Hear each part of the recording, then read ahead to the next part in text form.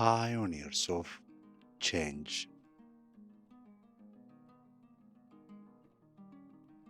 ኢን ኢትዮጵያ የሚለውን የኤሚሬትስ ፕሮፌሰር የሆነውን የባህሩን ዘውዴን ጽሑፍ መጽሐፍ እንደዚህ ተርጉሜ ያቀርብላችኋለሁ። ምዕራፍ 1 ዘመናዊነትና የሊቃውንት ሚና። የዘመናዊነት ጽንሰ ሐሳብ እንደ ዘመናዊነት ያለ እጅግ አሻሚና ረቂቅ የሆነ ጽንሰ ሐሳብ ይገኛል ለማለት ያዳግታል። ስለዚህ ጽንሰ ሐሳብ የተደረገ አንድ ጥናት ጉዳዩን በሚገባ እንደገለጸው የዘመናዊነት ጽንሰ ሐሳብ ተወዳጅነት ያገኘው ለሊቃውንት መግባቢያነት ባለው ግልጽነትና ጥራት ላይ ሳይሆን በ18ኛው ክፍለ ዘመን ማብቂያ በ19ኛው ክፍለ ዘመን መባቻ ላይ የኢንዱስትሪ መስፋፋትና የብሔረ መንግሥት ምስረታን ተከትለው የተከሰቱትን ሁለንተናዊ የማኅበራዊ ሕይወት ለውጦች አጠቃሎ ለመግለጽ በሚያስችሉ ጥልቅ ምስሎችና ረቂቅ ሐሳቦች አማካኝነት ነው ይላል።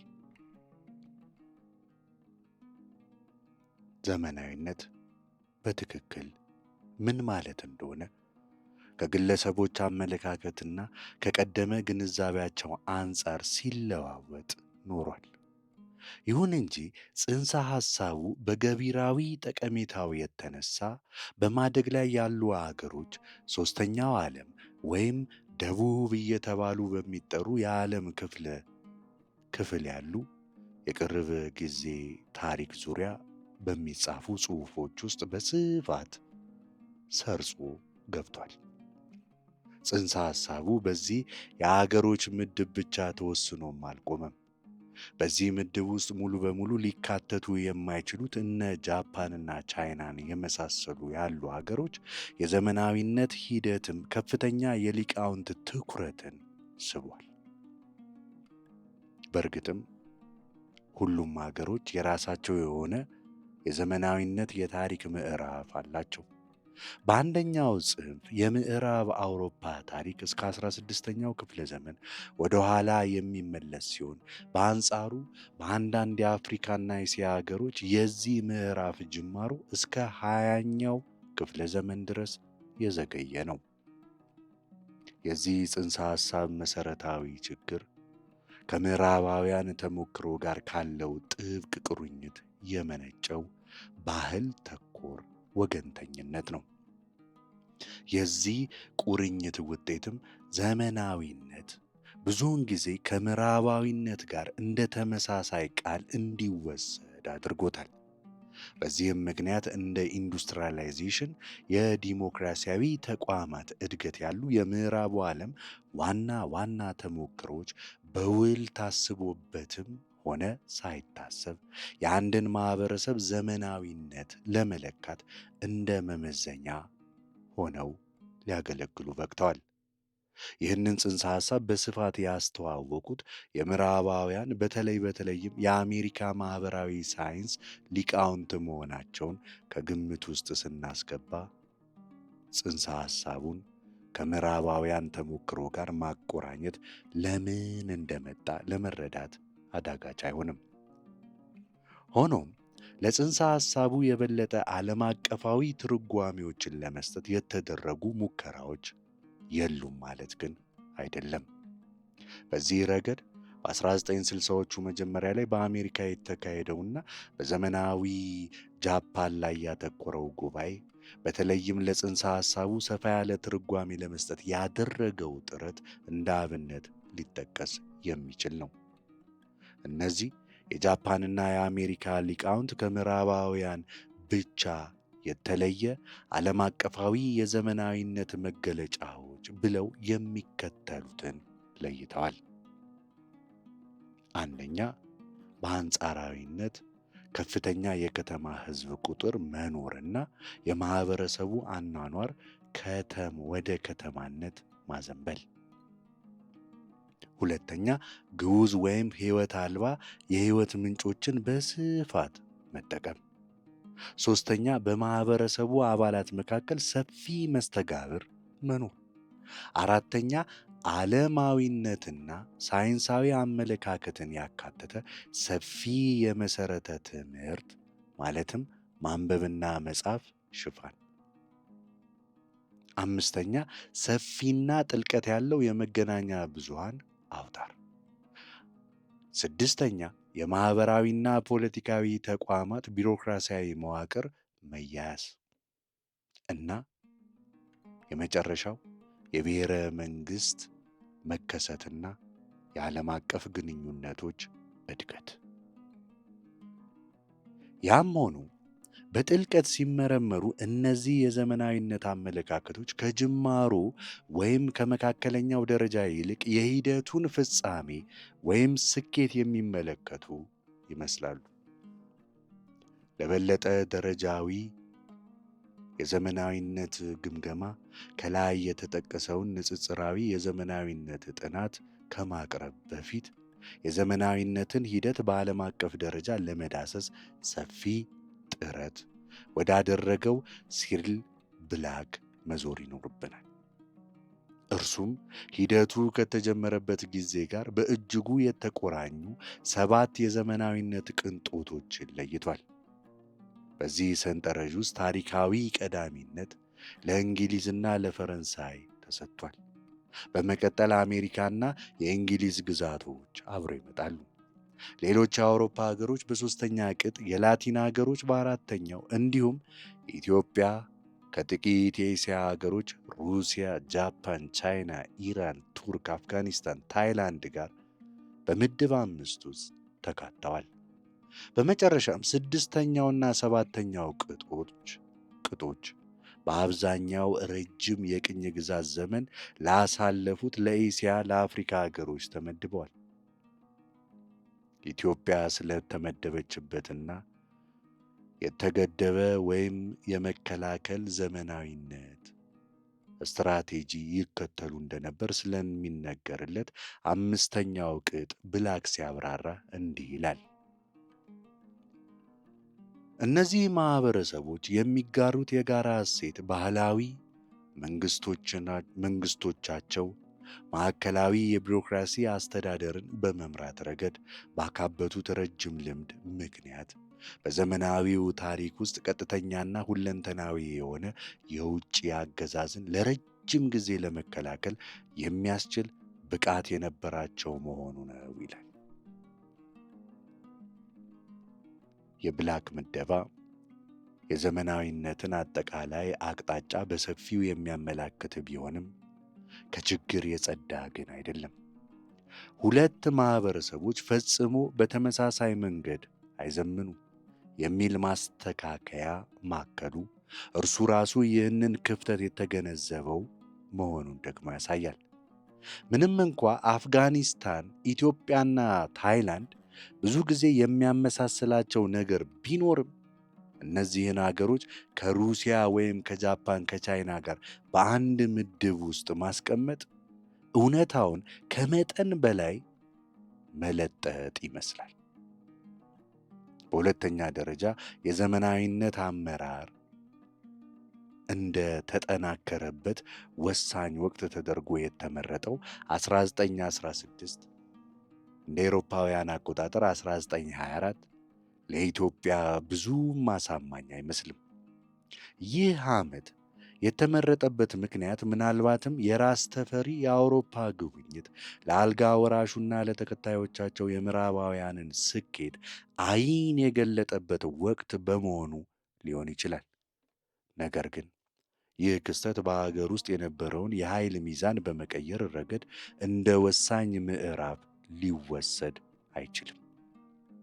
ከዚህ አንጻር በ1923 እንደ አውሮፓውያን አቆጣጠር ደግሞ በ1930 የተከናወነው የኃይለ ሥላሴ ዘውድ በዓል ወይም በ1924 በአውሮፓውያን አቆጣጠር በ31 የታወጀው የመጀመሪያው ሕገ መንግሥት የበለጠ ክብደት ይኖራቸዋል። ፊሊፕ ከርቲን አፍሪካና ምዕራቡ ዓለም በተሰኘው መጽሐፉ የአፍሪካን የዘመናዊነት ሂደት ምንም እንኳ ከምዕራቡ ዓለም ጋር በማዛመድ ቢሆንም በዓለም አቀፍ አውድ ለማስቀመጥ ተመሳሳይ የሆነ ሙከራን አድርጓል። በዚህ ረገድ የታዩት የተለያዩ ተሞክሮች በሁለት ሰፊ ምድቦች ይከፍላቸዋል። እነርሱም ዘማኞች ሞደርናይዘርስ እና ወግ አጥባቂዎች ትራዲሽናሊስት ናቸው።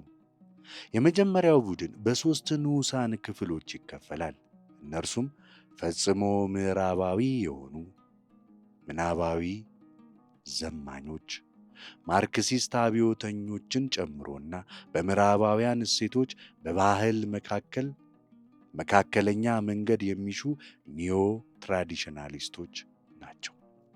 በተመሳሳይ መልኩ ወግ አጥባቂዎች ሦስት መገለጫዎች እንዳሏቸው ይነገራል። እነርሱም ተራ አጥባቂዎች ኮንሰርቫቲቭስ፣ ምናባዊ አጸፋኞች ኢትዮጵያን ሪያክሽነሪስ፣ ሚሊኒየምና መሰረታዊ እምነት ፋንዳሜንታሊስት ያዘለ ቅኝት ያላቸው እና በቀላሉ በዘማኞች ካምፕ ወደሚገኘው የኒዮ ትራዲሽናሊስት ጎራ ሊሸጋገሩ የሚችሉ የመካከል ዘማኞች ናቸው። በዚህ ምደባ ላይ ሁለት ችግሮች ይታያሉ። አስቀድሞ እንደተጠቀሰው የመጀመሪያው ችግር ምደባው በምዕራባውያን አስተሳሰብ ላይ በእጅጉ የተመሰረተ መሆኑ ነው።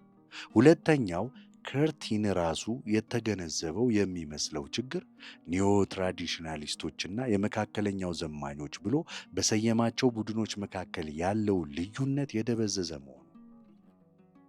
እርሱ ራሱ እንደሚያስረዳው እንደ ቻይና፣ ጃፓንና ቱርክ ያሉ አገሮች በመካከል ዘመናዊነት መርሃ ግብር ጀምረው ወደ ፍጹም ምዕራባዊነት ሊሸጋገሩ ይችላሉ። ወይም ደግሞ በብዙ የቅኝ ግዛት ሁኔታዎች እንደታየው የምዕራባውያንን ባህል በጭፍን መከተል በሂደት ውስጥ ሂሳዊ ግምገማና ወደ ባህላዊ እሴቶች መመለስ ሊያመራ ጭምር ይችላል። ምስራቅ ከምዕራብ ሲገናኝ ባለፉት 200 ዓመታት ከታዩት የዘመናዊነት ተሞክሮዎች ሁሉ እንደ ጃፓን አስደናቂ የሆነ እጅግ ጥቂት ነው። ከሁለተኛው የዓለም ጦርነት በኋላ በዘመናዊነት ጥናት የአሜሪካ የትምህርት ተቋማት የያዙት ከፍተኛ ቦታ አገራቸው በጃፓን ላይ የነበራትን ፖለቲካዊና ወታደራዊ ፍላጎት የሚያንጸባርቅ ነበር። ከዚህም በላይ የጃፓን ተአምር እየተባለ የሚጠራውና በ19ኛው ክፍለ ዘመን ሁለተኛ አጋማሽ የታየው የጃፓን የኢንዱስትሪ ሽግግር ለሌሎች የእስያ የአፍሪካ ሀገሮች ፈጣን ዘመናዊነትን ለመጎናጸፍ በሚያደርጉት ጥረት እንደ አብነት ሆኖ አገልግሏል። በመሆኑም የጃፓንን ዘመናዊነት ሂደት በሌሎች የእስያ የአፍሪካና የአረብ ሀገሮች ከታየው ሂደት ጋር የማነጻጸር ልምድ አልጠፋም። ጃፓናውያንም ይህንን ጉዳይ በቁም ነገር በመመልከት የታዳጊ ኢኮኖሚዎች ተቋም የተሰኘ ታዋቂና በቂ አቅም ያለው ተቋም አቋቁመዋል። በ1974 እንደ አውሮፓውያን አቆጣጠሮች ደግሞ በ82 በቶኪዮ ከተባበሩት መንግስታት ዩኒቨርሲቲ ጋር በመተባበር በተዘጋጀው ጉባኤ ላይ ከተዳሰሱ ርዕሰ ጉዳዮች አንዱ ከጃፓን የዘመናዊነት ተሞክሮ ምን ትምህርት መቅሰም ይቻላል የሚለው ነበር። እንደ ሁኔታው የጃፓን ተሞክሮ ከቻይና፣ ከታይላንድና ከአረቡ ዓለም ጋር ሲነጻጸር ሲዛመድ ቆይቷል። በአፍሪካ አህጉርም ቢሆን የሜጂ ተሃድሶ ያስከተለውን ሞገድ ቀላል አልነበረም። ይህ ክስተት በ20ኛው ክፍለ ዘመን መባቻ ላይ በነበሩ ኢትዮጵያውያን ሊቃውንት ላይ ያሳደረውን ተጽዕኖ በዝርዝር ወደፊት እንመለከተዋለን። የጃፓንን አብነት የመከተል ጉዳይ እንደ አምልኮ ይታይባት የነበረች ሌላዋ የአፍሪካ አገር በፈረንሳይ ቅኝ ግዛት ስር የነበረችው ማዳጋስካር ናት። በ20ኛው ክፍለ ዘመን ሁለተኛ አስርተ ዓመታት ውስጥ ራቬሎጃውና በተባሉ አንድ የፕሮቴስታንት ቄስ ስለ ጃፓን በተጻፉ ተከታታይ ጽሑፎች ተነሳስተው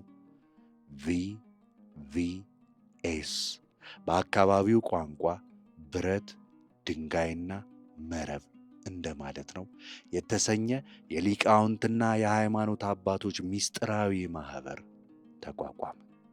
ዓላማውም በጃፓን የታየውን የነፃ ልማት ተሞክሮ መድገም ነው። የንቅናቄውን አደገኛ አቅም በመፍራት የፈረንሳይ ባለሥልጣናት የማኅበሩ መሪዎች ከዋናው ጠላት ከጀርመን ጋር አድመዋል በሚል የፈጠራ ክስ እርምጃ ወሰዱባቸው።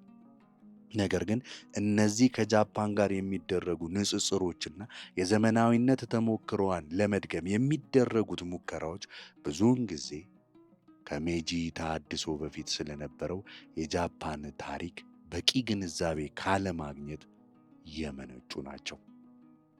ኢያን ኢንክስተር እንደገለጸው ይህ ችግር ታሪካዊ ልዩነትን፣ አለማወቅንና አውድ የለሽነትን ያካተተ ነው ይላል።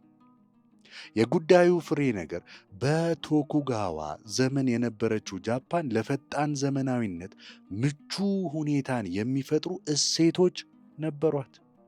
ከጃፓን ጋር በሚነጻጸሩት አገሮች ውስጥ በቀላሉ የማይገኙት እነዚህ እሴቶች የባህል አንድነት፣ ከፍተኛ የመሠረተ ትምህርት ሽፋን፣ ሰፊ የከተማ መስፋፋት፣ ጠንካራ የንግድ መሠረት፣ ያደጉ የጎጆ ኢንዱስትሪዎችና ረዥም የሰላም ጊዜን ያካትታሉ።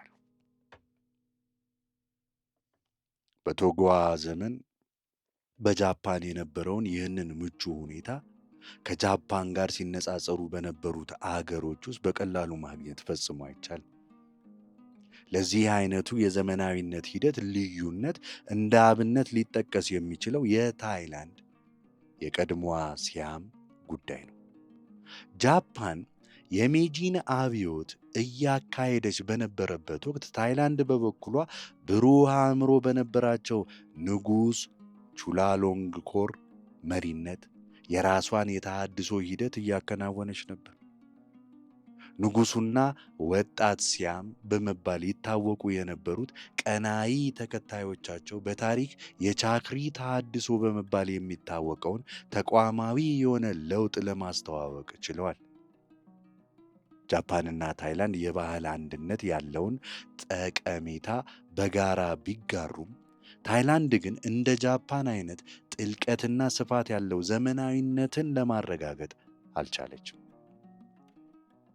ለዚህ ልዩነት እንደ ምክንያት የሚጠቀሱት ጉዳዮች የታይላንድ ዝቅተኛ የመሠረተ ትምህርት ሽፋን፣ የግብርናው ዘርፍ መቀዛቀዝ፣ ለውጭ ቴክኖሎጂ የነበራት ግዴለሽነት፣ የትምህርት ስርዓቷ ከሳይንስና ቴክኖሎጂ ይልቅ ለአስተዳደር ስራዎች ያደላ መሆኑ እና የሸማቹ ሕዝብ ቁጥር ማነስ ናቸው።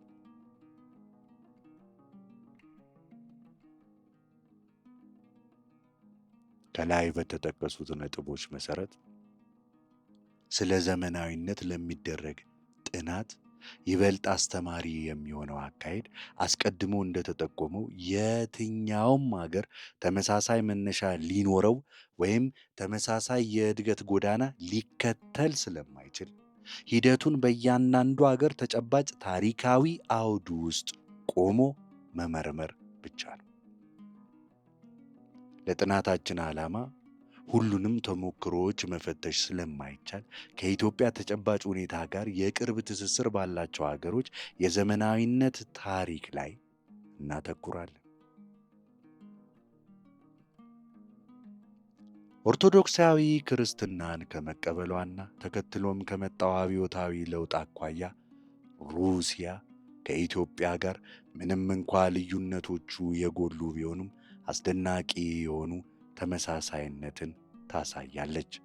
ሩሲያ ከምዕራቡ ዓለም ጋር የነበራት መስተጋብር በታላቁ ፒተር ዘመነ መንግሥት ከ1682 እስከ 1725 ማለት ነው እንደተጀመረና በ1917ቱ አብዮት ደግሞ እንደተደመደመ ሊነገር ይችላል። በተመሳሳይ ሁኔታ በኢትዮጵያም በ19ኛው ክፍለ ዘመን አጋማሽ በአጼ ቴዎድሮስ አማካኝነት የተጠነሰሰው የዘመናዊነት ለውጥ ሂደት በ1974ቱ አብዮት ፍጻሜውን አግኝቷል ማለት ይቻላል። የሩሲያ የኢንቴሌክቹዋል ታሪክ በቅርበት የተቆራኘበት የምዕራባዊነት ዌስተርናይዜሽን ሂደት በመኳንንቱ የተጀመረ ቢሆንም ብዙም ሳይቆይ በተማረው የህብረተሰብ ክፍል ወይም ኢንቴሊጀንሲያ ተቀባይነትን አግኝቷል። ይህን እጅግ ማራኪ የሆነ ቃል ያገኘነውም ከሩሲያው የኢንቴሌክቹዋል ታሪክ ውስጥ ነው። ቃሉ ለመጀመሪያ ጊዜ በ1860ዎቹ ብዙም በማይታወቅ አንድ ደራሲ የተፈጠረ ቢሆንም መጀመሪያ ከተሰጠው የተወሰነ ጊዜና ቦታ አልፎ ሰፊ የሆነ ተቀባይነትን አግኝቷል። ቃሉ የሚያመለክተው ነቀፌታዊና ነፃ መንፈስን ብቻም ሳይሆን ለአብዮታዊ ለውጥ መትጋትን ጭምር ነው። ይህ ቡድን በ18ኛው ክፍለ ዘመን የነበሩትን ፈላስፎች ወይም በ19ኛው ክፍለ ዘመን መባቻ ላይ የተነሱትን ሮማንቲኮች የሚወክል በስሜታዊ ርዕዮተ ዓለማዊ ልኬቱና በዓለም ላይ ባሳደረው ተጽዕኖ የሩሲያ ቅጂ ተደርጎ ሊወሰድ ይችላል። ከዲሴምበሪስቶች እስከ ቦልሼቪኮች ድረስ የነበረው የሩሲያ ኢንቴሊጀንሲያ ዋነኛ መገለጫ የወቅቱን ጉዳዮች ለመፍታት ያሳዩት የነበረው ስሜት፣ ጽናትና የችኮላ መንፈስ ነው። አንድ የታሪክ ተመራማሪ እንደሚገልጸው እንዲህ በማለት የአሮጌው ስርዓት የሩሲያ ሊቃውንት እጅግ ማራኪ ከሆኑት ባህሪያት አንዱ የሰው ልጅን ሁለንተናዊ ጥያቄዎች በሞራላዊ ስሜት መሞገታቸውና እንዲህ አይነቱ ልዑል ጥያቄ የሚጠይቀውን መልስ በሕይወትም ሆነ በሐሳብ እስከ ጥግ ድረስ መከተላቸው ነው ይላል። እንዲህ አይነት ስሜትና የችኮላ መንፈስ ተጠያቂው ማን ነው? ምን መደረግ አለበት? ወይም የሕዝብ ወዳጆች እነማን ናቸው? በሚሉ የታወቁ ጽሑፎቻቸው ርዕሶች ውስጥ በጥሩ ሁኔታ ተጠቃሏል። የዚህ ልዩ ቁርጠኝነት ሌላኛው ገጽታ የሩሲያ ኢንቴሊጀንሲያ ለለውጥ ሐሳቦች የነበራቸው ጽኑ አቋም ሲሆን አብዛኛዎቹ ሐሳቦችም ከሩሲያ የመነጩ አልነበሩም። አይዚያ በርሊን ይህንን የጠለቀ ቁርጠኝነት እንዲህ ሲል ይገልጿል። ተጨባጭ እውነት እንዳለ ሊገኝ እንደሚችልና ግለሰባዊም ሆነ ማህበራዊ ሕይወት በዚህ ብርሃን ሊመራ እንደሚችል ማመን፣ ይህ እምነት በዘመናዊ ዓለም ካሉ ከማንም ይልቅ የሩሲያውያን መገለጫ ነው። ለበጎም ሆነ ለክፉ ይህ እምነት ነው ተራራን ያህል እንቅፋት እንዲያንቀሳቅሱ ያስቻላቸው። በምዕራቡ ዓለም ከሃይማኖታዊ ሕይወት ውጪ በውል በማይታወቅ የሕይወት ዘመን ሙሉ ጽናት እውነት ነው ብለው ላመኑበት ነገር ራሳቸውን አሳልፈውም ሰጥተዋል። የቻይናን የረዥም ዘመን ስልጣኔና በመጨረሻም የኮሚኒስት ስርዓትን መቀበሏን ስንመለከት የእርሷም ተሞክሮ ለኢትዮጵያ ዘመናዊነት ውይይት ተገቢነት ሊኖረው ይችላል። የቻይና ተሞክሮ ከሩሲያ የሚለየው ማንዳሪን በመባል የሚታወቁት የቢሮክራሲ ሊቃውንት የረዥም ዘመን ታሪክና በጥልቅ ስር የሰደደው የኮንፊሽየስ ርዕዮተ ዓለም ይሆናል። በ19ኛው ክፍለ ዘመን አጋማሽ ላይ የምዕራባውያን ተግዳሮት ሲገጥማቸው ለመወዳደርና ለመኖር ሲሉ ምዕራቡን ዓለም የመረዳት አስፈላጊነትን የሚሰብኩ ብሩህ አእምሮ ያላቸው የፊውዳል ገዢ መደብ አባላት ብቅ ብቅ አሉ። እነዚህ ተራማጅ ሊቃውንት ከታች ከሚነሳው አብዮትን ለማስቀረት አርቆ ሐሳቢ በሆነ ንጉሳዊ አገዛዝ የሚመራ ተሐድሶ እንዲደረግ ወተወቱ። ነገር ግን ከዚህ የተሐድሶ እንቅስቃሴ ጎን በታይፒንግ አመፅ የተደመደሙ ተከታታይ የገበሬዎች ብጥብጦች ተካሂደዋል። በሚሊኒየምና በእኩልነት ሐሳቦች የተቀነቀነው ይህ ሕዝባዊ እንቅስቃሴ ምዕራባውያንንም ሆነ ወግ አጥባቂውን የኮንፊሽየስ ልማድ ውድቅ አድርጓል። በ1894 በሲኖ ጃፓን ጦርነት ቻይና የደረሰባት አሳፋሪ ሽንፈትን ተከትሎ ይበልጥ ታጣቂና ሰፊ የሆነ የተሃድሶ እንቅስቃሴ ተወለደ። ይህ እንቅስቃሴ የቻይናና የዓለም መዋዕለ ዜና በተሰኘው ልሳኑ አማካኝነት የታላቁ ፒተርንና የጃፓንን የሜጂ ተሃድሶ አስተዋወቀ።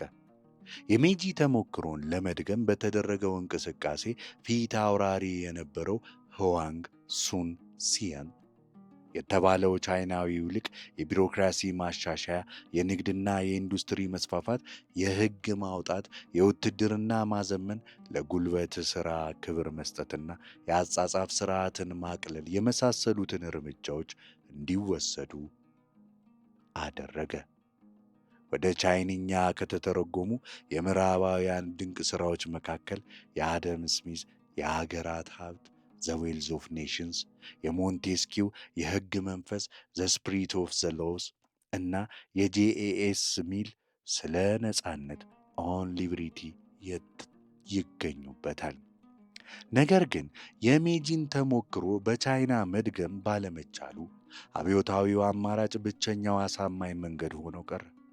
የ20ኛው ክፍለ ዘመን የመጀመሪያዎቹ 2 አስርተ ዓመታት ተሃድሶ ፈላጊዎችና አብዮተኞችን እርስ በርስ ያፋጠጡ ነበሩ። ከዚህ ግጭት ውስጥ በታዋቂው ሱን ያንሰን የሚመራው ብሔራዊ ንቅናቄም ተወለደ።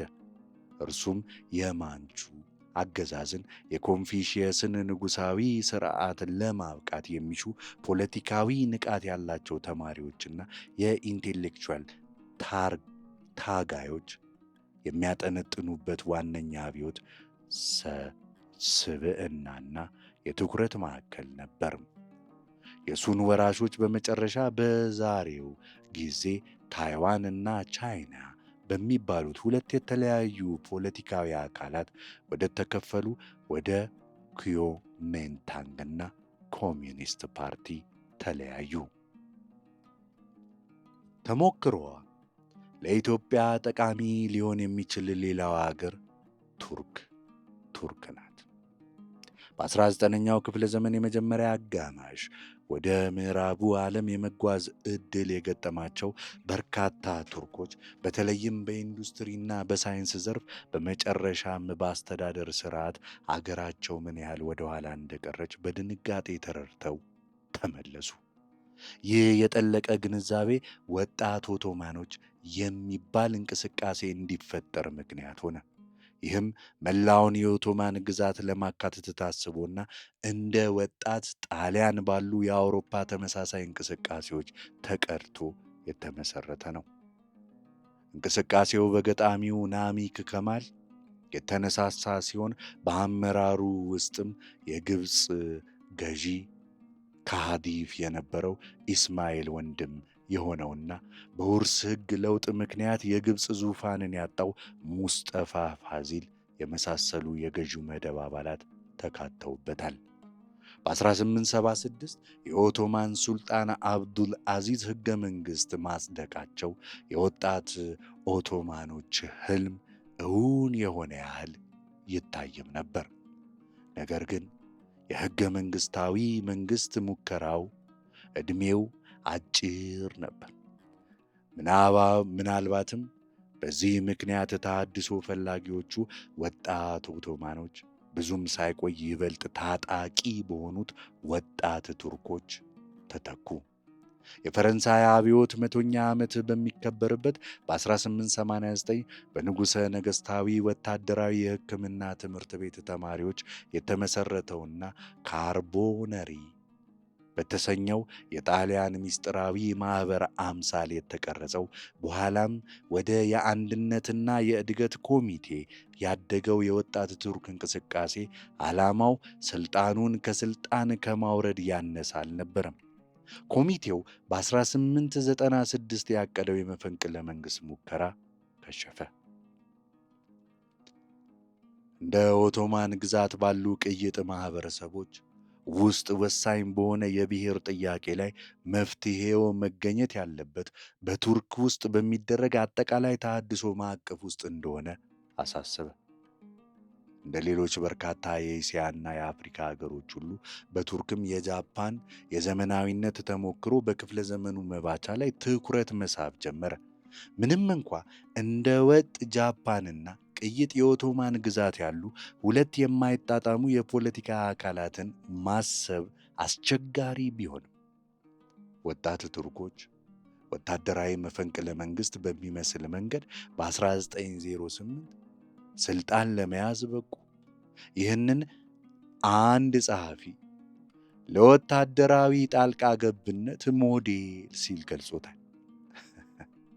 ሕገ መንግሥታዊ ሥርዓትን ወደ ነበረበት ለመመለስ ተነሳስተው በመጨረሻ በቱርክ ፖለቲካ ውስጥ አምባገነናዊ ሥርዓት እንዲሰፍን አደረጉ። ግዛቱን ለማዳን ቆርጠው ቢነሱም ለፍርስራሽ ሂደት አመራርን ሰጡ። ያም ሆኖ በአሮጌው ግዛት ፍርስራሽ ላይ በማያሻማ ሁኔታ የምዕራባውያንን ፖሊሲ በመረጠው በኬመል አታቱርክ የምትመራ አዲሷን ጠንካራዋን ቱርክ ተወለደች። በጂኦግራፊም ሆነ በታሪክ ለኢትዮጵያ ይበልጥ ቅርብ በሆነችው ግብፅ ዘመናዊነት የተጀመረው ከአጭር ግን ከትርጉም ካለው የናፖሊዮን ወረራ ከ1799 እስከ 1801 በኋላ በ1805 በአልባንያዊው ጀብደኛ መሐመድ አሊ በተመሠረተው አዲስ ሥርወ መንግሥት ውስጥ ነበር።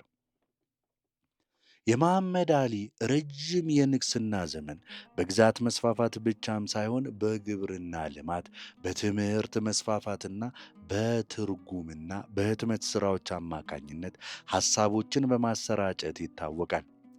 የዚህ የኢንቴሌክቹዋል መነቃቃት ልዩ ገጽታ ሂደቱ በሙሉ በመንግሥት ድጋፍና አገልግሎት ስር የተከናወነ መሆኑ ነው።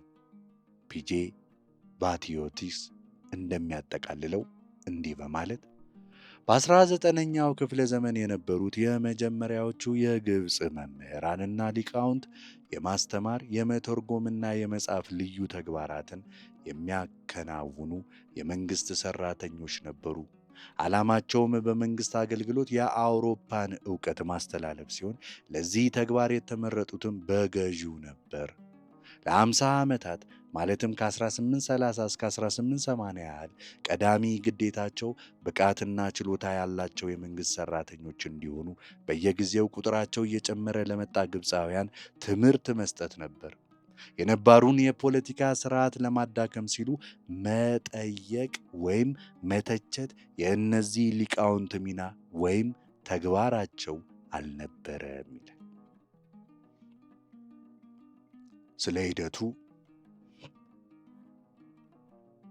አስደናቂ የሆነው ሌላ ጉዳይ እስካሁን ድረስ የእስልምና ትምህርት ማዕከል ተደርጎ ይወሰድ የነበረው አልአዝሃር ዩኒቨርሲቲ ራሱን ከአዲሱ ሁኔታ ጋር በማጣጣም በዘመናዊው የትምህርትና የኢንቴሌክቹዋል ተሃድሶ አሻራውን ያሳረፉ የመጀመሪያዎቹን ግብፃውያን ከጉያው ውስጥ ማፍራቱ ነው። በ19ኛው ክፍለ ዘመን በሙሉ አዳዲሶቹን የምዕራባውያን ሐሳቦች ከአሮጌዎቹ የእስልምና እሴቶች ጋር ለማስታረቅ የተደረገ ጥንቃቄ የተሞላበት ሙከራ የዚያ የኢንቴሌክቹዋል መነቃቃት መለያ ምልክት ነው። የግብፅና የአረብ ብሔርተኝነት መንፈሳዊ አባት ተደርጎ የሚወሰደውን ሪፋ አል-ታህታዊን ያህል ይህንን ጥረት የሚወክል ማንም የለም። የእርሱ በጣም ታዋቂ ሥራ በፈረንሳይ የነበረውን የ5 ዓመት ቆይታ የሚተርከውና ሪህላ የተሰኘው አብርሆታዊ የሆነ ማስታወሻ ነው። እርሱም የምዕራባውያንን ሐሳቦች ለማሰራጨት ወሳኝ ሚና ለተጫወተው የቋንቋዎች ትምህርት ቤት መከፈት ምክንያት ሆነ። እንደ ቱርክ ሁሉ የመጀመሪያው ሊበራል የኢንቴሌክቹዋል መነቃቃት ምዕራፍ በ20ኛው ክፍለ ዘመን ወጣት ግብፃውያን በሚል ስያሜ በተደራጀ ይበልጥ ታጣቂ ብሔርተኛና ጥብቅ እስላማዊ በሆነ እንቅስቃሴ ተተካ። ወጣት የሚለውን ቅጽል ከተጠቀሙ በሌሎች ቦታዎች ከነበሩ ተመሳሳይ እንቅስቃሴዎች በተለየ የግብፅ አቻቸው ፋሽስታዊ ዝንባሌዎችን ያንጸባርቃል። በጣሊያን የነበሩት ፋሽስቶችና በጀርመን የነበሩት ናዚዎች ጋር ግንኙነት የመሰረተም ሲሆን የወጣቶች የወታደራዊ ክንፉ ከፋሽስቱ ጥቁር ሸሚዞች ጋር በሚመሳሰል መልኩ አረንጓዴ ሸሚዞች ተብሎ ይጠራ ነበር። ይህ ባህሪ ማኅበሩ ከተመሠረተበት ጊዜ ጋር እንደሚያያዘው ሁሉ ግብፃውያን ብሔርተኞች በእንግሊዝ አገዛዝ ላይ በነበራቸው ከፍተኛ ቅሬታ ጋር በእጅጉ የተቆራኘ ነው። እንደተለመደው የጠላቴ ጠላት ወዳጄ ነው በሚለው አባባል ተፈጻሚም ሆነ። ማኅበሩ በ1933 እንደ አውሮፓውያን አቆጣጠር አህመድ ሁሴን በተባለ ጠበቃ የተመሠረተ ሲሆን ይህም ሞሶሎኒ በሮም ላይ ታዋቂውን ጉዞ ካደረገ ከ10 ዓመታት በኋላና ሂትለር በጀርመን ሥልጣን በያዘበት ዓመት ነው። ከዚህ ይበልጥ እምነት ተኮር ከሆነው የሙስሊም ወንድማማቾች ቡድን ጋር በመሆን ወጣት ግብፅ የመሐመድ አሊን ስርወ መንግሥት በመጣል በ1952 አዲሲቷን የግብፅ ሪፐብሊክ ለመመስረት የጋማል አብድል ናስር ጎን የተሰለፉትን አክራሪ የጦር መኮንኖችን አፍርቷል። በአብዛኛው የአፍሪካ ክፍል የአውሮፓ ቅኝ ግዛት ከ19ኛው ክፍለ ዘመን ማብቂያ አንስቶ እስከ 20ኛው ክፍለ ዘመን አጋማሽ ድረስም ገዝቷል። እዚህ እንደምንረዳው ዘመናዊነት የመጣው በቅኝ ግዛት አዋላጅነት ነው። አፍሪካውያን ለዚህ ሂደት የሰጡት ምላሽ በአጠቃላይ ሲታይ መጀመሪያ የመቀበል ቀጥሎም በሂሳዊ እይታ የመቃወም አዝማሚያን የተከተለ ነበር። ታዋቂው ጋናዊ የታሪክ ምሁር ኦዱ ቡሃን የአፍሪካውያንን ምላሽ በዳሰሰበት አጭር ጥናታዊ ጽሑፉ የ1935ቱን የፋሽስት ጣሊያን ወረራ እንደ መለያ ነጥብ በመውሰድ ሁለት ዋና ዋና ምዕራፎችን ለይተዋል። እነርሱም የተሃድሶና የአብዮት ምዕራፎች ናቸው። በመጀመሪያው ምዕራፍ የገጠሩ ሕዝብ የቅኝ ግዛትን ለመጣል አልፎ አልፎ ወደ አመፅና ትጥቅ ትግል ለምሳሌ በዚምባብዌ ቹሙሬንጋና በታንዛኒያ ማጂማጂ ሲገባ፣ የሊቃውንቱ መደብ ግን የቅኝ ግዛትን ጫና ለማቃለል ሕጋዊ መንገዶችን መርጧል። ይህንንም በጋዜጦች በሰራተኛ ማኅበራትና በተለያዩ ባህላዊና ሙያዊ ማኅበራት አማካኝነት አከናውነዋል። የቅኝ ገዢዎችን የባህል የበላይነት በመቃወምና የአፍሪካን ማንነት በማረጋገጥ ረገድ ሌላኛው መንገድ በብዙ የአፍሪካ ክፍሎች በተለይም በደቡብና በምስራቅ አፍሪካ የተስፋፉት ነፃ አብያተ ክርስቲያናት የኢትዮጵያ ወይም ጴንጤቆስጤ ነበሩ።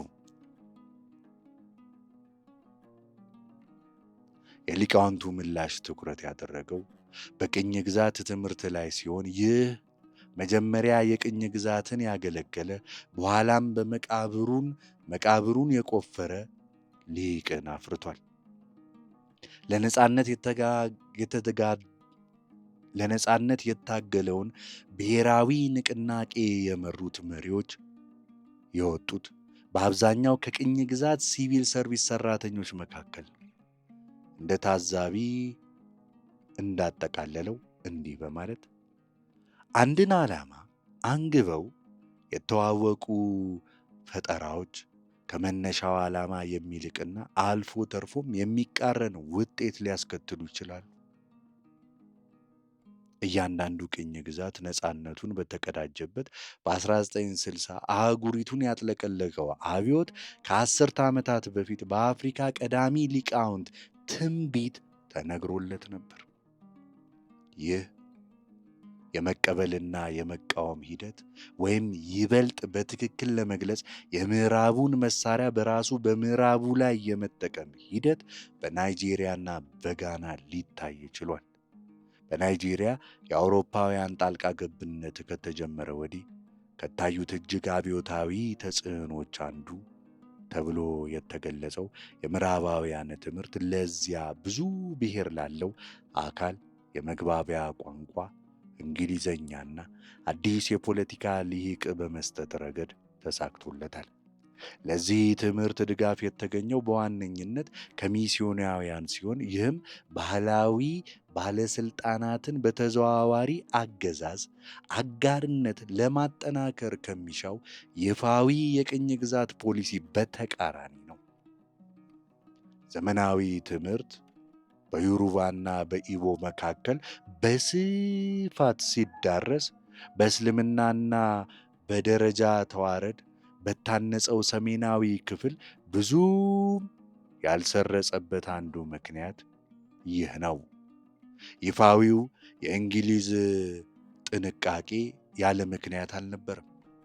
ምክንያቱም ለነጻነት የታገለው ብሔራዊ ንቅናቄ የተፈጠረው ከተማረው ልሂቅ መካከል ነውና። መጀመሪያ የተማሪዎች ንቅናቄ እንደ ናይጄሪያ ተማሪዎች ማህበርና በሰፊው የተዋቀረው የምዕራብ አፍሪካ ተማሪዎች ማህበር፣ በኋላም የፖለቲካ ፓርቲዎች እንደ የናይጄሪያና ካሜሩን ብሔራዊ ምክር ቤት ኤንሲኤንሲ እና አክሽን ግሩፕ የተመሩትና በሕይወት የቆዩት በዚህ ልሂቅ አማካኝነት ነው። የናይጄሪያ ብሔራዊ ንቅናቄ ፈርቀዳጅ ሆነው ናምዲ አዚኪዌ ይህንን የመማረክና በኋላም በቅኝ ግዛት ኢፍትሐዊነት የመበሳጨት ሂደት በተሻለ ሁኔታ የሚወክል ናይጄሪያዊ የለም። ትምህርት ፍለጋ ባህር አቋርጦ ወደ አሜሪካን ተጓዘ። የተለያዩ የትምህርት ደረጃዎችን እስኪያጠናቅቅ ድረስ ከሳህን አጣቢነት እስከ ቦክሰኛ ማለማመድ ባሉ የተለያዩ ስራዎች ውስጥ ተሰማርቶ ራሱን ማስተዳደር ነበረበት። ከነጻነት በፊት ጎልድ ኮስት ተብላ ትጠራ በነበረችው በጋና ባህላዊ ገዢዎችና በተማረው ልሂቅ መካከል የነበረው ቅራኔ በእንግሊዝ አፍሪካ ከነበሩት የከፋ እንደነበር ይነገራል። በቅኝ ግዛት አገዛዙ ወቅት ብርቅ የነበረው ከፍተኛ ትምህርት በ19ኛው ክፍለ ዘመን መጀመሪያ አጋማሽ ከተመሰረተው ፋራህ ቤ ኮሌጅ የሚቀዳ ረዥም ታሪክም አለው። ከፍተኛ የአስተዳደር ቦታዎች የተከተሉት አብዛኞቹ የዚህ ኮሌጅ ምሩቃን በግል የሕግና የሕክምና ሥራዎች ላይ ለመሰማራት መርጠዋል። ነገር ግን ገና በዚያ ደረጃም ቢሆን የፖለቲካ ጥያቄዎች ይነሱ ነበር። ለዚህም በ1868 የተመሠረተው የአጭር ጊዜ ዕድሜ የነበረው የፋንቲ ኮንፌዴሬሽን እናም የአፍሪካ መሬት ለአውሮፓ ኩባንያዎች መሰጠትን ለመቃወም በ1897 የተቋቋመው የአቦርጂንስ መብት አስከባሪ ማኅበር እንደ ማስረጃ ሊጠቀሱም ይችላሉ።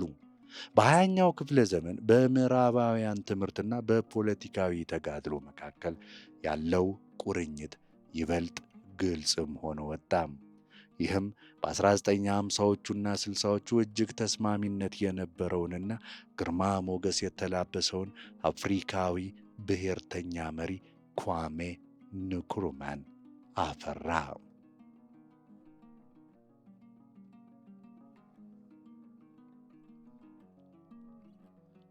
በፈረንሳይና በፖርቹጋል ተናጋሪ አፍሪካ ሀገሮች የባህል ውህደት ሂደቱ እውነተኛ ጥቁር ፖርቹጋላውያን ወይም ጥቁር ፈረንሳውያንን እስከሚያፈራበት ደረጃ ደርሶም ነበርም።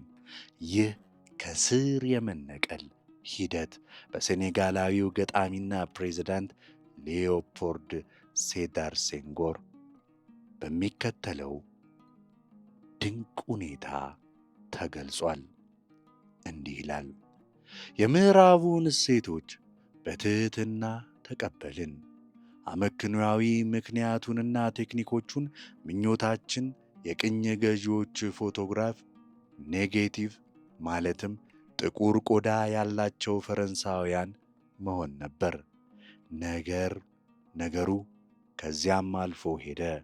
ማፈር ቢቻል ኖሮ በጥቁር ቆዳችን፣ በተጠቀለለ ፀጉራችን፣ በሰፋፊ አፍንጫዎቻችን፣ ከሁሉም በላይ በባህላዊ ስልጣኔያችን እሴቶች እናፍር ነበርም። ሕዝባችን እፍረት አከናነበን። ነገር ግን ምንም እንኳ ይህ የፈረንሳዊነት ሂደት ቢኖርም ጥቁሮች ፈጽሞ ሊያልፉት የማይችሉት አንድ መስመር ሁሌም አለ። ያ መስመር ሊታለፍ በሚችልበት ጊዜም እንኳ የቀድሞ ማንነትን ማጣት ቅሬታን ይፈጥራል። በዚህ ምክንያት የነጭን ባህል በብርቱ መካድና ለጥቁርነት እኩል የሆነ ኃይለኛ የሆነ ማረጋገጫ መስጠት ተወለደ። እንዲህ አይነቱ ምላሽ ቀደም ሲል ተመሳሳይ የመዋሃድ ሂደት ውስጥ ባለፉት ክሪዮሎች ተብሎ በሚጠሩት አፍሪካውያን ቡድኖች ዘንድ ታይቶ ነበር። እስከ 19ኛው ክፍለ ዘመን አጋማሽ ድረስ እንደ ጥቁር እንግሊዛውያን ይቆጠሩ የነበሩት የሴራሊዮን ክሪዮሎች የአፍሪካ ስሞችን፣ የአፍሪካ ልብሶችን በመፈለግ ወደ አፍሪካዊ ስሮቻቸው አስደናቂ የሆነ መመለስን አደረጉ። መነሻቸውን በፈርዖናዊው ግብፅ ለመፈለግ ያደረጉት ጥረት ለቅርብ ጊዜው አፍሪካዊ አሜሪካውያን ተመሳሳይ ስርን የመፈለግ ጥረት ፈርቀዳጅ ይመስላል። የዮሩባ ክሪዮሎች በመባል የሚታወቁት ሌላኛው ነፃ የወጡ ባሮች ቡድን ከዮሩባ ሕይወት ጋር በመቀላቀል ከስሮቻቸው ጋር ይበልጥ የተሳካ ቁርኝት ፈጥረዋል። ከእነርሱ አንዱ የሆነው ሳሙኤል ጆንሰን የዮሩባዎች ታሪክ ሂስትሪ ኦፍ ዘ ዮሩባስ በተሰኘ መጽሐፉ ዘላቂ ዝናንም አትርፏል። ነገር ግን የጥቁር እሴቶችና የጥቁር ስብዕና ማረጋገጫ ከፍተኛ ደረጃ ላይ የደረሰው በፈረንሳይኛ ተናጋሪ አፍሪካውያን ካሪቢያኖች ዘንድ ነው። ይህ እንቅስቃሴ በመጀመሪያ በሁለቱ የዓለም ጦርነቶች መካከል ባለው ጊዜ የጥቁር ባህልን ለማሳደግ በተቋቋመው የጥቁር ዓለም መጽሔት ዙሪያ ተጠናከረ። የፖለቲካ ነጻነት ለማግኘት የባህል ነጻነት ቅድመ ሁኔታ ነው ተብሎ ተከራከሩ።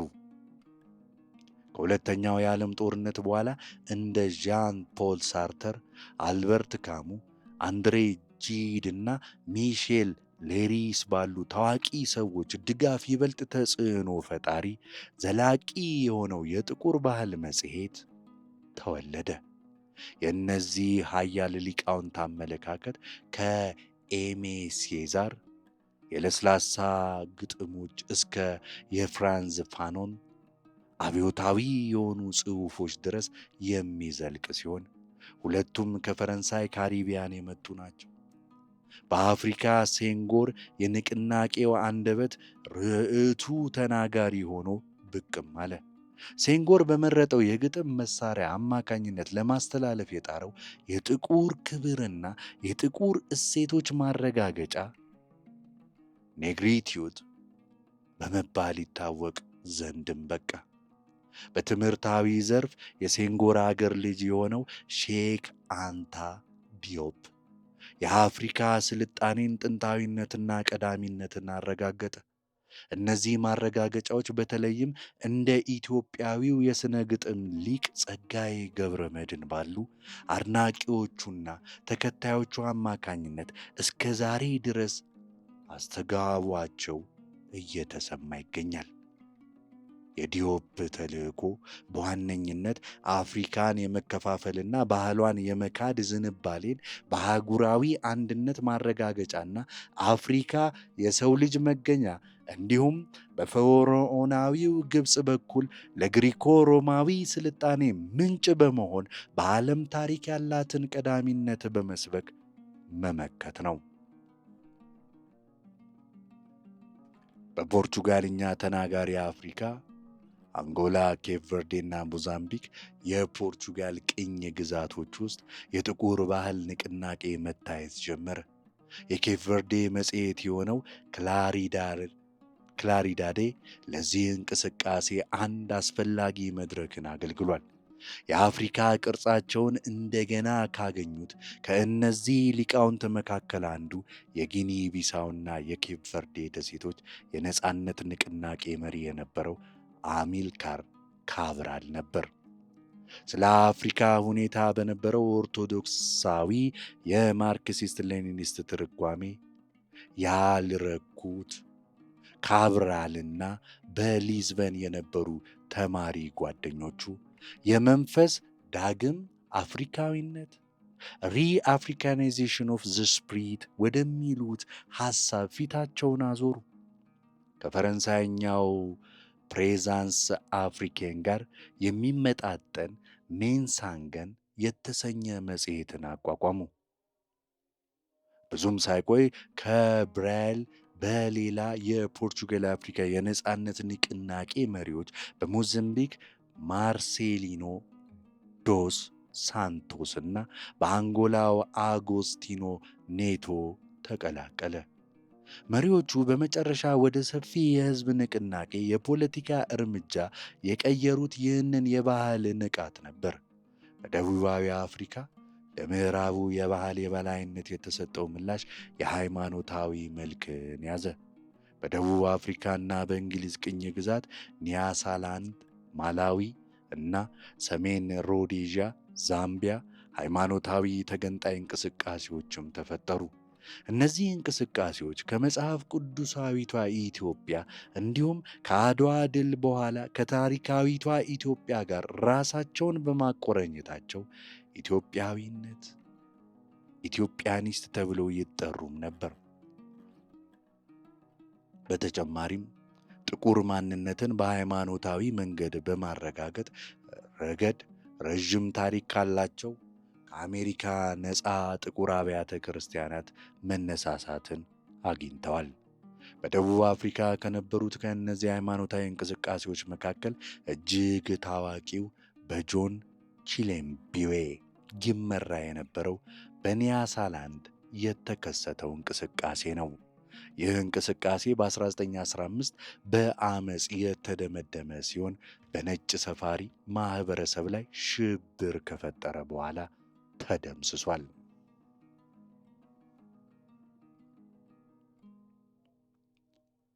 አመለካከትና የግጥም ውበት እስከ የፍራንዝ ፋኖን አብዮታዊ ጽሑፎች ድረስ የሚዘልቅ ነው። ሁለቱም ከፈረንሳይ ካሪቢያን ግዛቶች የመጡ ናቸው። በአፍሪካ ደግሞ ሴንጎር የዚህ እንቅስቃሴ አንደበት ርዕዮት ሆኖ ቀርቧል።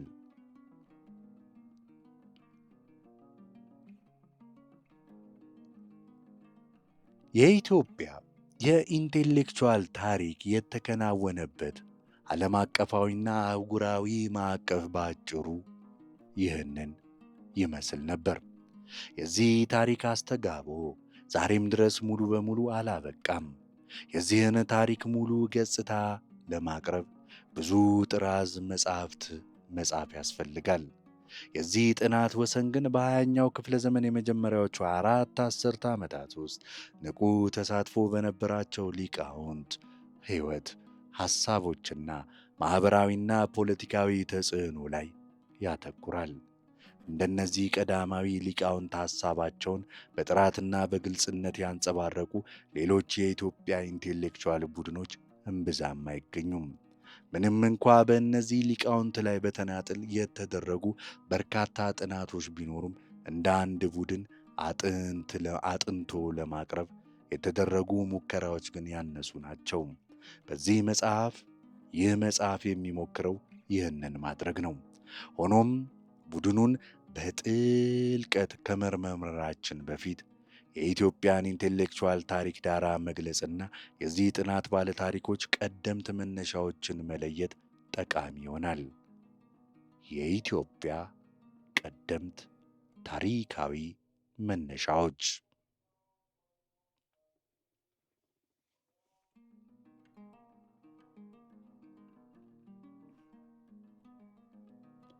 በአራተኛው ክፍለ ዘመን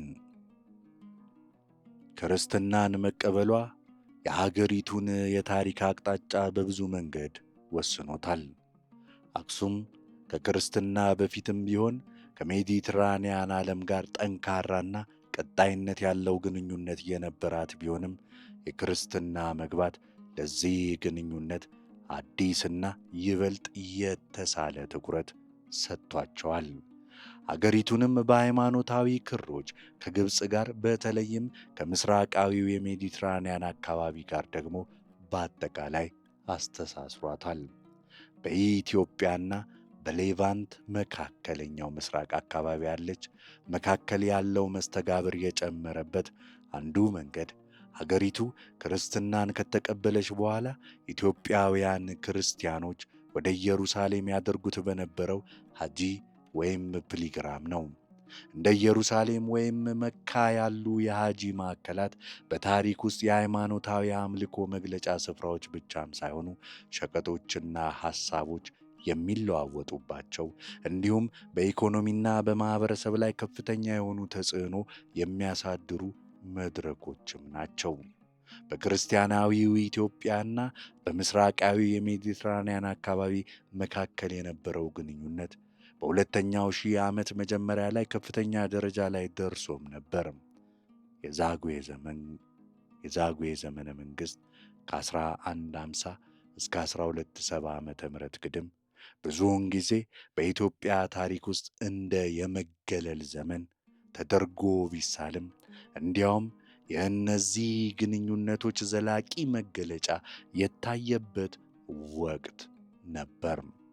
ለዚያ ዘመን ዝናን ያጎናጸፉት የላሊበላ ውቅር አብያተ ክርስቲያናት ቅድስት ከተማን ሆሊ ሲቲን በኢትዮጵያ መካከለኛው ምድር ለመድገም ታስበው የተነደፉ ናቸው። በዚህ ወቅት ወደ ኢየሩሳሌም የሚጓዙት የኢትዮጵያውያን ምዕመናን ቁጥር መጨመር ብቻም ሳይሆን የኢትዮጵያ ማኅበረሰብም በመስቀል ጦርነት አሸናፊ በሆነው ሙስሊሙ ሳላሃዲን አማካኝነት የዴር ሱልጣን ገዳም ተሰጥቷቸው ነበር። በሁለተኛው ሺህ ዓመት የመጀመሪያ አጋማሽ የኢትዮጵያንና የአውሮፓን ግንኙነት አውድ ለፈጠረው ለታዋቂው የፕሪስተን ጆን ተረት መነሻ የሆነው ወይም ተረቱን ያቀጣጠለውም በኢትዮጵያ የነበረው ይኸው የኢትዮጵያውያን ማኅበረሰብ ሳይሆን አይቀርም። ምዕመናኑን በመጀመሪያ እጅግ ግልጽ ያልሆነ ምስል የነበረውን የፕሪስተን ጆንን ትረካ ስጋና ደም እንዲለብስ ያደረገው የመካከለኛው ዘመን የኢትዮጵያ ኃያላን ነገሥታት መረጃ ለአውሮፓ በማቀበል ብቻም አልተወሰኑም። ፋቲሚድ እና ማምሉክ ግብፅ በኢትዮጵያ ላይ ጥለውት ከነበረው የብቸኝነት ቀንበር አገሪቱን ለማውጣት ከክርስቲያን አውሮፓ ጋር የጠበቀ ግንኙነት እንዲፈጠር አበረታተዋል። በ14ኛው ክፍለ ዘመን ለኤዎስጣቴዎስ ንቅናቄ መጎልበትም ከሌቫንት ጋር የነበረው መስተጋብር ወሳኝ ሚና የተጫወተ ይመስላል። ኤዎስጣቴዎስ የሰንበትን አከባበር አስመልክቶ እርሱ ደጋፊ ነበር። ከሃይማኖታዊ ተቋሙ ጋር የነበረው ልዩነት የደረሰበት ስደት እርሱና ተከታዮቹ አገር ጥለው እንዲሰደዱ አስገድዷቸዋል። ይህ የስደት ዘመን የውስጣጢዎስን ወገን በድርጅትና በእውቀት አጠናክሮታል። ታደሰ ታምራት እንደጻፈው ጠቅሳለሁ። በሌቫን በቆዩበት ጊዜ ብሎ ይጀምራል ታደሰ ታምራት። በሌቫን በቆዩበት ጊዜ የቀደምት የክርስቲያን ቤተ ክርስቲያን ጽሑፎችን የማግኘት ሰፊ ዕድል ነበራቸው። ምናልባትም የራሳቸውን የሃይማኖት መጻሕፍት ቅጂዎች ይዘው ተመልሰውም ሊሆን ይችላል። ስለ ንቅናቄው መሪዎች የሚነገረው የመጻሕፍት ፍቅር ትውፊትም ከዚህ የመነጨ ሊሆን ይችላል። በዚህ ወቅት በመካከላቸው ንቁ የሆነ የሥነ ጽሑፍ እድገት የተከናወነም ይመስላል። ይህም የእነርሱን አቋም ከማጠናከሩም በላይ በሂደት ለመላው የኢትዮጵያ ቤተ ክርስቲያን የባህል ተሐድሶ ወሳኝ ምዕራፍ ሆኖ ያገለገለ ይመስላል ይላል። የውስጣጢዮሳውያን ድርጅታዊና ኢንቴሌክቹዋል ጥንካሬ ውጤት ከግብፅ ሜትሮፖሊታን ጳጳስ አንጻር የነበራቸውን ብሔርተኛ አቋም በተገነዘበው በአፄ ዘርዓ ያዕቆብ ዘንድ በሰንበት ላይ የነበራቸው አቋም ተቀባይነት እንዲያገኝ አስችሏቸዋል። በ16ኛው ክፍለ ዘመን በሮም በቫቲካን ግቢ ውስጥ ሳን ስቴፋኖ ዴሊ አቢሲኒ በመባል የሚታወቅ ይበልጥ ንቁ የሆነ የኢትዮጵያውያን ማኅበረሰብ ተቋቁሞም ነበር። ገዳማቸው እንደ አባ ጎርጎርዮስ ያሉ ታዋቂ ሊቃውንትን በማስተናገድ ለኢትዮጵያ ታሪክና ቋንቋዎች ጥናት ወሳኝ ማዕከል ሆኖም አገልግሏል። አባ ጎርጎርዮስ ጀርመናዊው ሊቅ ኢዮብ ሉዶልፍ የኢትዮጵያ ታሪክ የተሰኘውን መጽሐፉን ሲጽፍ በእጅጉ የተጠቀመባቸው ሰውም ናቸው። ከ200 ዓመታት በኋላ ሌላው ኢትዮጵያዊ ሊቅ ደብተራ ክፍለ ጊዮርጊስ በጣሊያን የኢትዮጵያ ጥናት አባት ተብሎ ለሚጠራው ለኢግናዚዮ ጓይዲ መምህር በመሆን ወሳኝ ሚናን ተጫውተዋል። በ16ኛው ክፍለ ዘመን የኢየሱሳውያን መምጣት በኢትዮጵያና በምዕራቡ ዓለም መስተጋብር ውስጥ ሌላው ወሳኝ ምዕራፍም ሆነ። ኢየሱሳውያን በአድዋ ከተማ አቅራቢያ በሚገኘው ፍሬሞና መቀመጫቸውንም አደረጉ። ይህም ቦታ ካቶሊክነትን ለማስፋፋት ዋና ማዕከላቸውም ሆነ። አፄ ሱስንዮስና በጎጃም እንደራሴ የነበሩት ወንድማቸው ራስ ስዕለ ክርስቶስ ካልሆኑ በስተቀር ካቶሊክነትን ስለተቀበሉት ኢትዮጵያውያን ብዙም የሚታወቅ ነገር የለም። ሆኖም ከምዕመናኑ አንዱ የሆነው ፍቁረ እግዚእ የንጉሠ ነገሥቱ መልእክተኛ ሆኖ ወደ አውሮፓ ተልኮ እንደነበር እናውቃለን። ከኢየሱሳውያን ካህናት አንዱ በሆነው አባ አንቶኒዮ ፈርናንዴዝ ታጅቦ ጉዞውን ቢጀምርም በደቡብ ኢትዮጵያ አስቸጋሪ ጉዞ ካደረጉ በኋላ ተልኳቸው ተቋርጦ ወደ ሰሜን ለመመለስ ተገደዋል። ምናልባትም በኦርቶዶክስ ትውፊትና በኢየሱሳውያን ተግዳሮት መካከል በነበረው መስተጋብር ምክንያት በ17ኛው ክፍለ ዘመን የአክሱሙ ዘርዓ ያዕቆብ የተባለ ልዩ ፈላስፋና ደቀ መዝሙር የእንፍራንዙ ወልደ ሕይወት ብቅ አሉ። በቀደመ አብነት አልባነታቸውና ተከታይ ባለማፍራታቸው ምክንያት በብቸኝነት ጎልተው የሚታዩ በምክንያታዊነትና በኦሪጂናልነት የተሞሉ 2 ጽሑፎችን፣ ድርሰቶችን ጽፈዋል። በከፊል በዚህ ምክንያት ኮንቲ ሮስኒ ሥራውን ለ19ኛው ክፍለ ዘመን የጣሊያን ካፑቺዮ ሚስዮናዊ ጁስቶ ዱርቢኖ በመስጠት የዘርዓ ያዕቆብን ድርሰት ባለቤትነት ተጠራጥሮታል። የሥራቸው ታሪክ ወደፊት የሚብራራ ተራማጁ ታምራት አማኑኤል የዚህ ድምዳሜ ጋር ተስማምተዋል። ነገር ግን ክሎድ ሰምነር ይህንን መከራከሪያ በመቃወም የሁለቱን ፈላስፎች ኢትዮጵያዊነት ለማረጋገጥ ሰፊ የሆነ ጥናትን አድርገዋል። ኢየሱሳውያን በ1632 ከተባረሩ በኋላ ለ200 ዓመታት ያህል ኢትዮጵያ ከአውሮፓ ጋር የነበራት ግንኙነት ፈጽሞ ተቋርጦ ነበር ማለት ይቻላል። ይህ ዘመን በ19ኛው ክፍለ ዘመን መባቻ ላይ አውሮፓ ኢትዮጵያንና የተቀረውን አፍሪካ በንግድ በወንጌል ስርጭትና በፍለጋ ኤክስፕሎሬሽን ሦስትዮሽ ዓላማ ስር መልሳ ስታገኝ አከተመ። በእንግሊዝና በስዊዘርላንድ ባዝል መቀመጫውን ያደረገው የቸርች ሚሽነሪ ሶሳይቲ ሲኤምኤስ የተባለው የፕሮቴስታንት ድርጅት በኢትዮጵያ የሚስዮናዊነት እንቅስቃሴ ቀድሞ ጀመረ። ወንጌልን መስበክ እንደተለመደው ትምህርት ቤቶችን በኢትዮጵያ በመክፈት ወይም ወጣት አማኞችን ወደ ውጭ በመላክ ከምዕራባዊ ትምህርት አቅርቦት ጋር ተያይዞ መጣ። ከዚህ የምዕራባዊ ትምህርት ተጠቃሚዎች መካከል በኋላም ላይ ለኢትዮጵያ ነገሥታት በጸሐፊነትና በስተርጓሚነት ያገለገሉት እነ ብሩ ጴጥሮስ፣ ማኅደረ ቃል ተወልደ መድኅንና መርጫ ወርቄ ይገኙበታል። በሰሜን ምስራቅ ኢትዮጵያ ካለው የትውልድ ቦታቸው በመነሳት በተለምዶ ብሩ ወልቃይቴ እየተባሉ የሚጠሩት ብሩ መጀመሪያ በ1840ዎቹ በ18 ዓመት ዕድሜያቸው ወደ ኢየሩሳሌም ሄዱ። በ1852 በ1830ዎቹ ሲኤምኤስ ሚስዮናዊ እንቅስቃሴን በኢትዮጵያ በጀመሩትና በወቅቱ የኢየሩሳሌም ጳጳስ በነበሩት ሳሙኤል ጎባት አማካኝነት በማልታ ደሴት ወደሚገኘው የሲኤምኤስ ኮሌጅ ተላኩ። አጎታቸው በሆኑት በደብተራ ተወልደ መድኅን አማካኝነት ብሩ ከታላቁ የ19ኛው ክፍለ ዘመን ፈረንሳዊ ተጓዥና ተመራማሪ አንቷን ዳባዲ ጋር ለመተዋወቅም በቁ። ተወልደ መድኅን ራሳቸው አንቷንን ከጎንደር ወደ ኢየሩሳሌም ሸኝተውት እንደነበር ይነገራል። ብሩ ለዳባዲ ነበር ልምዶቻቸውን ያካፍሉም የነበረው።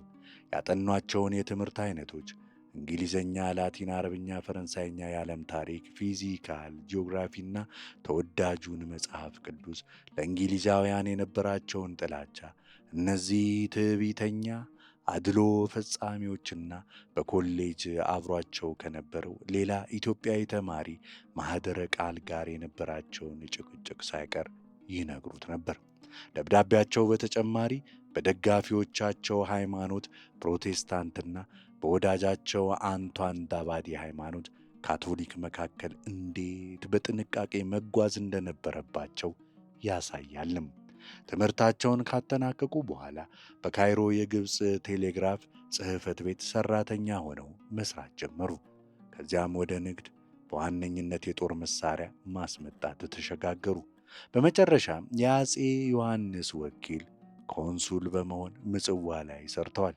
ወደፊት እንደምንመለከተው ልጃቸው ሚካኤል ብሩ በ20ኛው ክፍለ ዘመን መባቻ ላይ የእንግሊዝ ለጋሲዮን ኦፊሴላዊ አስተርጓሚ በመሆን ታዋቂነትንም አትርፏል።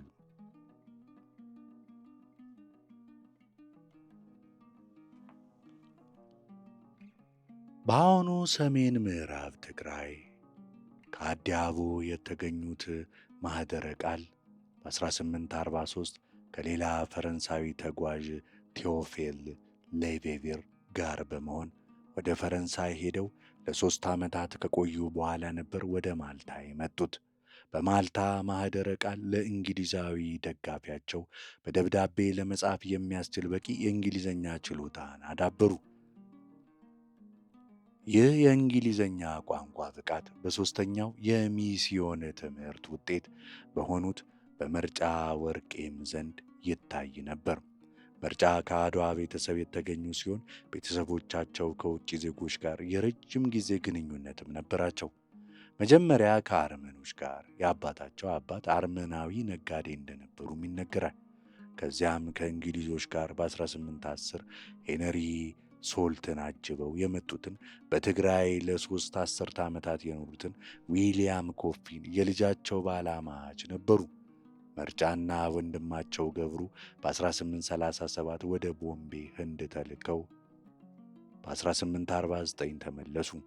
በትውልድ ከተማቸው ትምህርት ቤት እንደከፈቱ የሚነገር ሲሆን መርጫ በመጨረሻ በተከታታይ የአፄ ቴዎድሮስና የአፄ ዮሐንስ ጸሐፊና አስተርጓሚ ለመሆንም በቅተዋል። በ1850ዎቹ የቴዎድሮስ ወደ ሥልጣን መምጣት ለሦስቱም ብሩ፣ መርጫና ማኅደረ ቃል በውጭ ያገኙትን የቋንቋ ክህሎት ለመንግሥት አገልግሎት ለመዋል የመጀመሪያውን ዕድል የሰጣቸው ይመስላል። ከውጭ ዜጎች ጋር ሰፊ ግንኙነት በነበረበት ወቅት ጸሐፊ፣ ተርጓሚ፣ አስተርጓሚና መልእክተኛ ሆነው በማገልገል ሥልጠናቸው ትልቅ ሀብት ሆኗል። መርጫ እንዲያውም የሊቀ መኳስነት ማዕረግ የተሰጣቸው ሲሆን በሴቨን ሩቨንሰን ምናልባትም የካሳ ወይም ዮሐንስ በውጭ ጉዳይ ላይ ዋነኛ አማካሪ ተብለው ተገልጸዋል። በ1867-68 በካሳና በናፒር ዘመቻ መካከል ሽምግልና ያደረጉ ሲሆን በ1876 ግብፃውያን በጉራ ላይ ለሁለተኛ ጊዜ ድል ከመቱ በኋላ በተደረገው ድርድር አፄ ዮሐንስን ወክለዋል። በሚስዮናውያኑ ስተርን እና ሮዘንታል ጽሑፎች ውስጥ ስለ ንጉሠ ነገሥቱ የሰፈሩትን አሉታዊ የሆኑ አስተያየቶች ለቴዎድሮስ የተረጎሙት ብሩና ሌላው ተርጓሚ ሳሙኤል ጎርጊስ ነበሩ።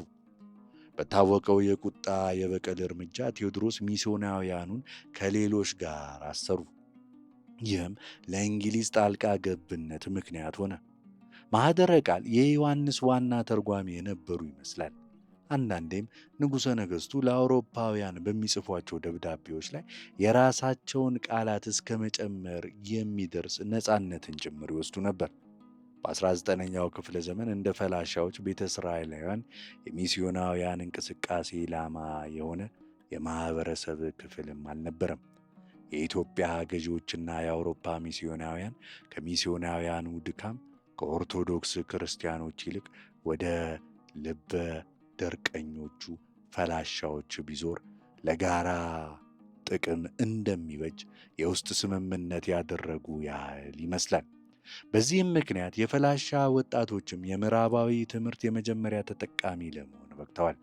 ከእነርሱ መካከል አራቱ ኃይሉ ወሰን፣ ሚካኤል አረጋዊ ከክርስቲያን ቤተሰብ የሆኑ እና ወንድማማቾቹ ሰማኒና ሰንበቱ ዳንኤል በ1869 አካባቢ በስዊዘርላንድ ወደሚገኘው የክሪሽና ሚስዮን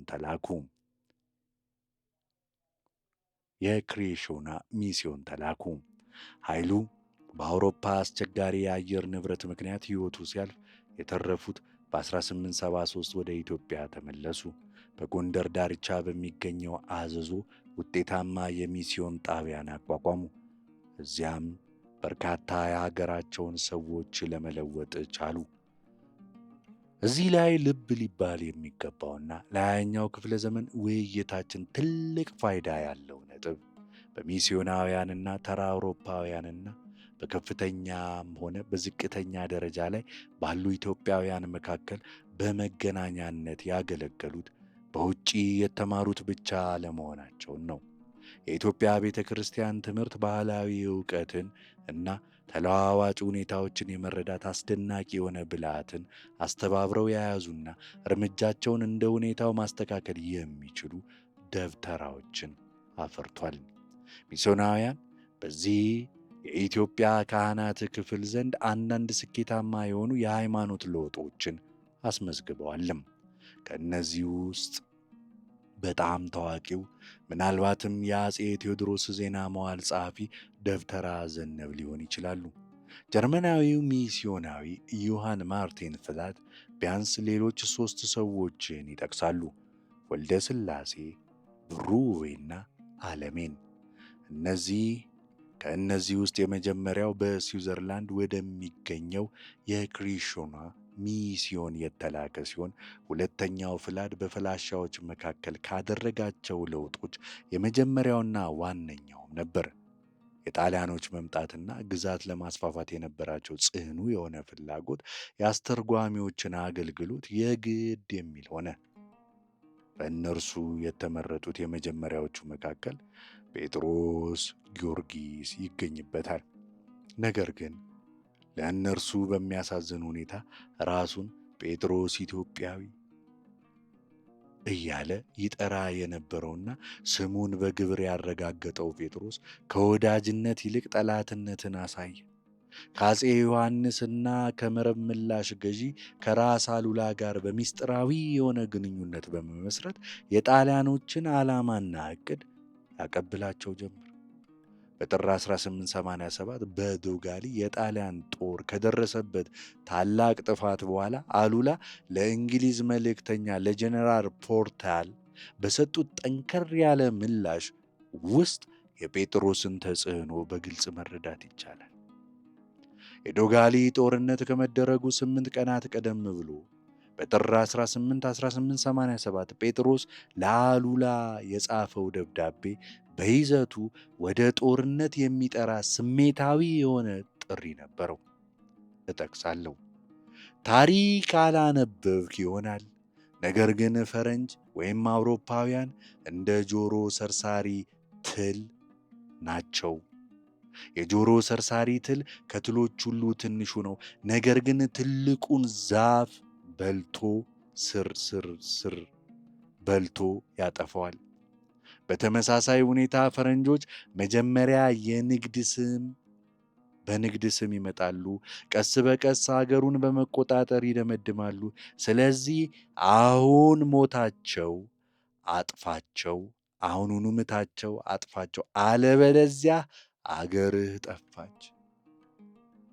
ችግኝን በእግር ጣት ማነቃነቅ ትችላለህ፣ ነገር ግን አንዴ ካደገ ብዙ መጥረቢያና መጋዝ ያስፈልገዋል። በተመሳሳይ የ6 ዓመት ልጅ ከቁራ ግልገል ጋር መጫወት ይችላል፣ ነገር ግን ክንፎቹ ካደጉ በኋላ ከሰው እጅ ስጋ መንጥቆ ወደ አየር ይበራል። ስለዚህ አገርህን፣ ግዛትህን፣ መብትህን፣ ከሁሉ በላይ ክብርህን ጠብቅ ነበር ያለው። ጣሊያኖች ከአሉላ ጋር የነበረውን ምስጢራዊ የሆነ ግንኙነት ደረሱበት። ንብረቱን ከወረሱ በኋላ በመጀመሪያ ወደ መለመሉት ስፍራ ወደ እስክንድሪያ መልሰው ላኩት። አሉላ በእጁ የነበሩትን የጣሊያን እስረኞች እንደ ማስያዣ በመጠቀም በምጽዋ የነበረውን የጣሊያን እዝ የጴጥሮስን ንብረት እንዲመልሱ አስገደደ። ለጣሊያን የነበረው ንቀት ከመጠንከሩ የተነሳ በጣሊያኖች ለተወረሰው ንብረት ትክክለኛ ዋጋ 3 እጥፍ እንዲከፈለው ጠየቀ። ሚኒሊክም ከአውሮፓውያን በተለይም አወዛጋቢ ጉዳዮች ከነበራቸው ከጣሊያን ጋር በነበራቸው ግንኙነት የኢትዮጵያን አስተርጓሚዎች አገልግሎት ተጠቅሟል። ከእነዚህ አስተርጓሚዎች መካከል 2ቱ ዮሴፎች ይጠቀሳሉ። የውጫሌውን ውል በመተርጎም የሚታወቀው ግራዝማች ዮሴፍ ንጉሴና ዮሴፍ ሌላኛው ዮሴፍ ናቸው። ዮሴፍ ዘጋላን ይባላል። ዮሴፍ ዘጋላን ከሌሎች 9 ኢትዮጵያውያን ወጣቶች ጋር በጣሊያናዊ ሚስዮናዊ ጉግሊዮልሞ ማሳያ አማካኝነት በ1873 ገዳማ በማርሴ ወደሚገኝ የካፑቺን ኮሌጅ ተልኮ የነበረ፣ በኋላም በንግድና በመንግስት ተልእኮዎች አውሮፓን የጎበኘ፣ ሚኒሊክን በጅቡቲ የወከለ፣ በ1916 የፈረንሳይ ሌጂዮን ዶነር ክብር እንደተቀዳጀ የሚነገርለት፣ ከሚኒሊክ ጋር በአማካሪነትና ከውጭ ዜጎች ጋር በሚደረግ ግንኙነት በአገናኝነት በቅርበት ይሰራ የነበረ ሌላው ሰው ደግሞ መሸሻ ወርቄ ነው። እርሱም ቀደም ሲል የተጠቀሰው የመርጫ ወርቄ ልጅ ነው። የመርጫ ወርቄ ልጅ ነው። መጀመሪያ በዮሐንስ አገልግሎት ውስጥ እንደነበር ይታመናል። በ1888 መጨረሻ የንጉሠ ነገሥቱን በሹማቸው ማለትም በሚኒሊክ መካከል የነበረው ግንኙነት በከፍተኛ ሁኔታ በሻከረበት ወቅት ዮሐንስ ለሚኒሊክ አጎት ለራስ ዳርጌ ከጻፏቸው በርካታ ደብዳቤዎች በአንዱ ለሁኔታው መበላሸት በተለይ በመሸሻ ተንኮል ላይ አቤቱታን አቅርበው ነበር። ንጉሠ ነገሥቱ በምሬት እንዲህ ሲሉ ጽፈዋል። ይህ ሁሉ የመሸሻ ወርቄ ሥራ ነው። የዓለምን ቋንቋዎች ሁሉ አጥንቶ አሁን የዲያብሎስን ምላስ በመማር ተጠምዷል ብለው ነበር። በ1892 በሚኒሊክ ላይ በተደረገ ሴራ እጁ አለበት ተብሎ መሸሻ ከክብር ዝቅ ተደረገ። ነገር ግን በሚኒሊክ የግዛት ዘመን የመጨረሻ ዓመታት ወደ መካከለኛ ምስራቅ በ1903 እና 1905 ወደ ኦስትሪያ ጀርመን በ1907 የተላኩ ኦፊሴላዊ ተልእኮችን በመምራት እንደገና ብቅ አለ። ይህንን ታላቅ የሆነ የኤሜሬትስ ፕሮፌሰር ባህሩ ዘውዴን መጽሐፍ እንዲህ ተርጉሜ ያቀረብኩላችሁ እኔ ዮናታን ዳዊት አሰፋ ሲሆን ምዕራፍ 1ን እንዲህ አንብበን ጨርሰናል። መጽሐፉን ገዝታችሁ አንብቡት። በጣም ምርጥ መጽሐፍ ነው። እባካችሁ የምችሉ ገዝታችሁ አንብቡት። ጊዜ ካለኝ ምዕራፍ 2ን ተርጉሜ ያቀርብላችኋለሁ።